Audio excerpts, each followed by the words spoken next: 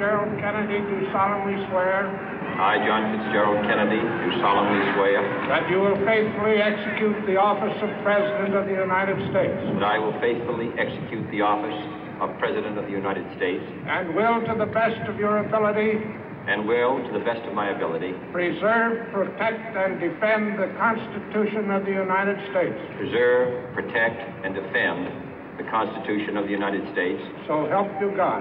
So help me God.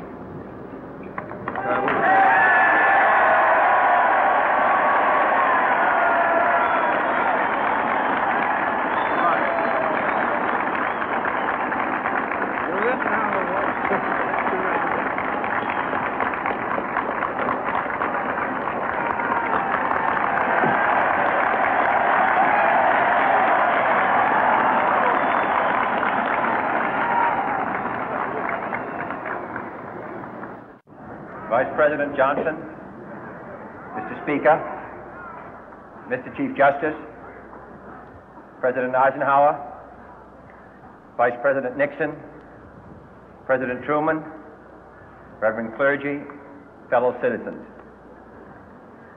We observe today not a victory of party, but a celebration of freedom, symbolizing an end as well as a beginning, signifying renewal as well as change.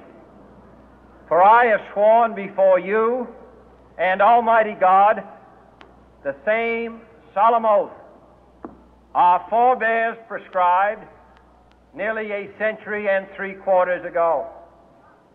The world is very different now, for man holds in his mortal hands the power to abolish all forms of human poverty and all forms of human life.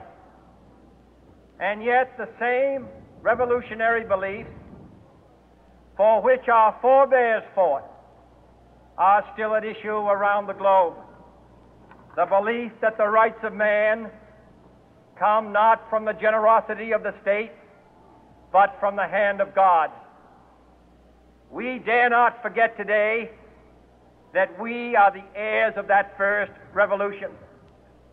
Let the word go forth from this time and place to friend and foe alike that the torch has been passed to a new generation of Americans born in this century, tempered by war, disciplined by a hard and bitter peace, proud of our ancient heritage, and unwilling to witness or permit the slow undoing of those human rights to which this nation has always been committed and to which we are committed today at home and around the world.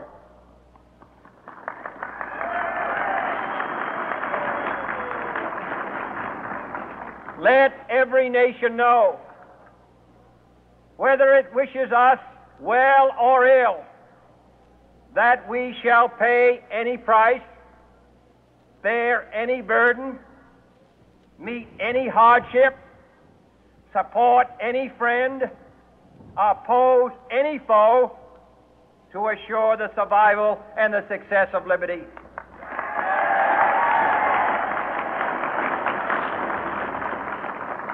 This much we pledge and more. To those old allies whose cultural and spiritual origins we share, we pledge the loyalty of faithful friends. United, there is little we cannot do in a host of cooperative ventures. Divided, there is little we can do, for we dare not meet a powerful challenge at odds and split asunder.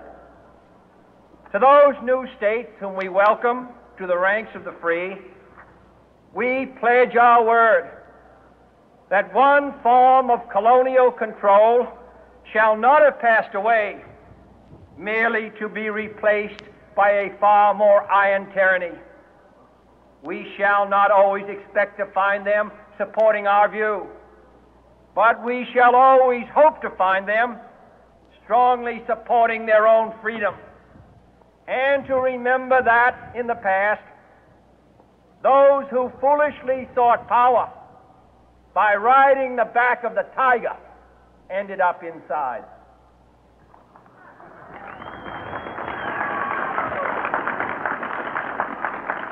To those people in the huts and villages of half the globe struggling to break the bonds of mass misery, we pledge our best efforts to help them help themselves for whatever period is required, not because the communists may be doing it, not because we seek their votes, but because it is right.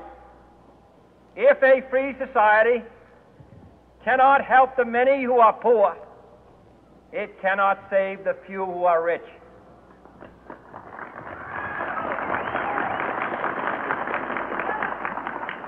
To our sister republics south of our border, we offer a special pledge to convert our good words into good deeds, in a new alliance for progress, to assist free men and free governments in casting off the chains of poverty. But this peaceful revolution of hope cannot become the prey of hostile powers. Let all our neighbors know that we shall join with them to oppose aggression or subversion anywhere in the Americas. And let every other power know that this hemisphere intends to remain the master of its own house.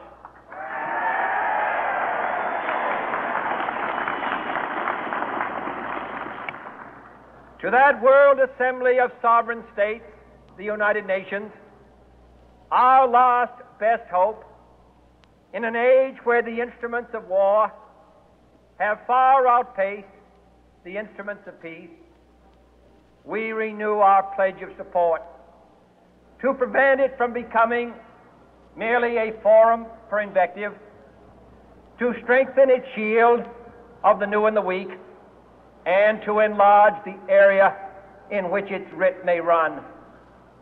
Finally, to those nations who would make themselves our adversary, we offer not a pledge, but a request that both sides begin anew the quest for peace.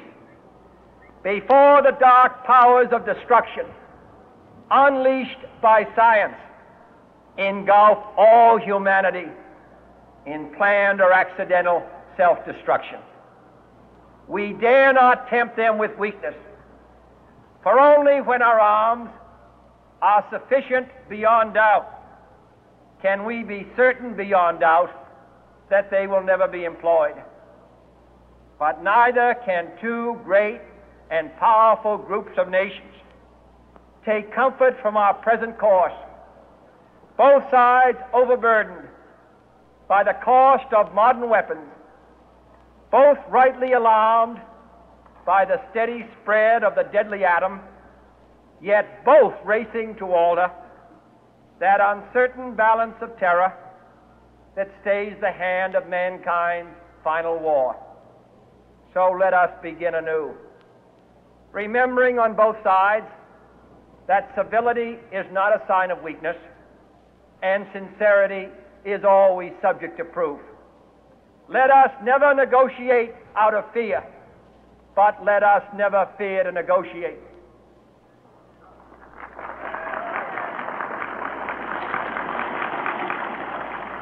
Let both sides explore what problems unite us, instead of belaboring those problems which divide us.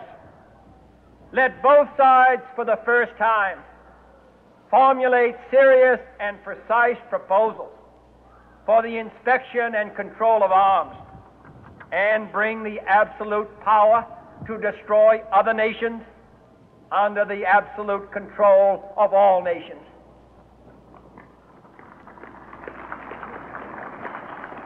Let both sides seek to invoke the wonders of science instead of its terrors. Together, let us explore the stars, conquer the deserts, eradicate disease, tap the ocean depth, and encourage the arts and commerce. Let both sides unite to heed in all corners of the earth the command of Isaiah to undo the heavy burden and let the oppressed go free. And if a beachhead of cooperation may push back the jungle of suspicion, let both sides join in creating a new endeavor, not a new balance of power, but a new world of law, where the strong are just and the weak secure and the peace preserved. All this will not be finished in the first 100 days, nor will it be finished in the first 1,000 days, nor in the life of this administration, nor even perhaps in our lifetime on this planet. But let us begin.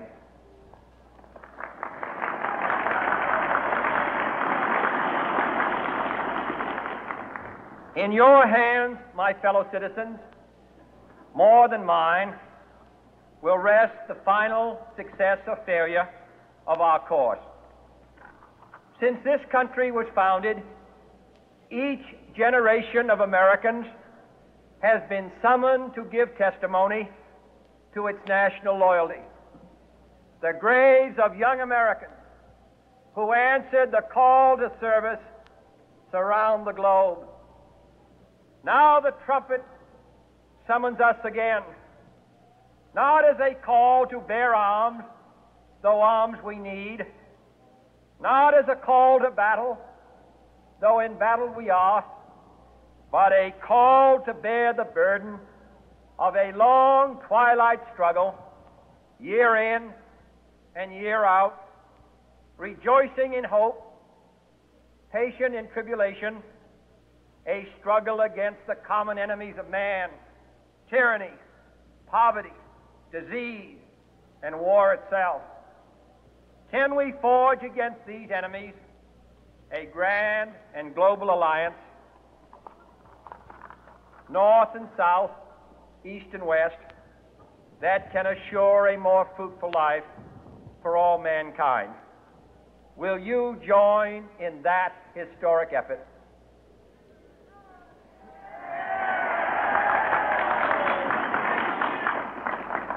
In the long history of the world, only a few generations have been granted the role of defending freedom in its hour of maximum danger. I do not shrink from this responsibility. I welcome it.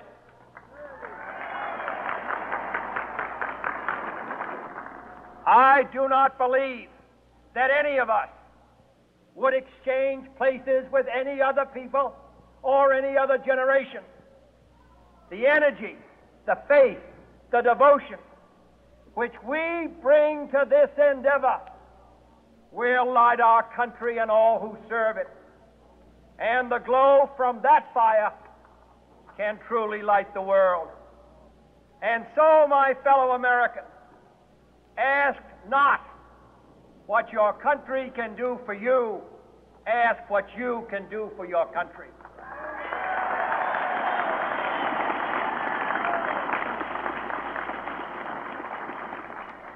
My fellow citizens of the world, ask not what America will do for you, but what together we can do for the freedom of man.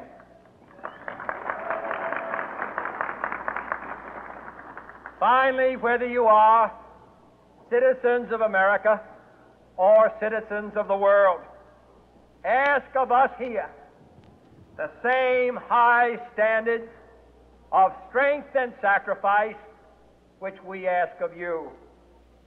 With a good conscience, our only sure reward, with history the final judge of our deeds, let us go forth to lead the land we love, asking His blessing and His help, but knowing that here on earth, God's work must truly be our own.